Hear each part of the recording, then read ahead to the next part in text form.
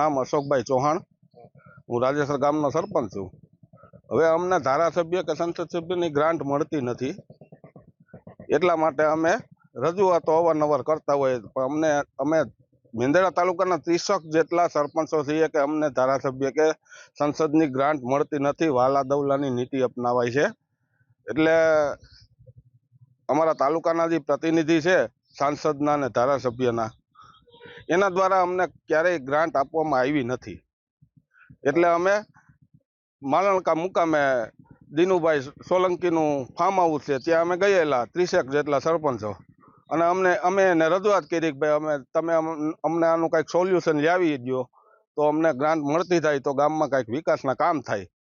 એટલા માટે અમે દિનુભાઈને મળ્યા હતા, અને દિનુભાઈએ જે તે સમયે અમારી બધાની રૂબરૂમાં સાંસદશ્રીના કાર્યાલયે ફોન કરી અને તાત્કાલિક એનું નિવારણ કરવાની અમને ખાતરી આપી હતી, અને અમારા માટે એને મહેનત પણ કરી। એમાં કાંઈ ખોટું ન કહેવાય, સારા પ્રતિનિધિ છે।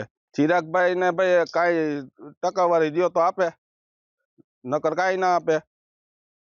એટલે બધાય, હું એક નથી, 30 સરપંચ આ તો બોલી નથી શકતા કોઈ, બીકના માર્યા।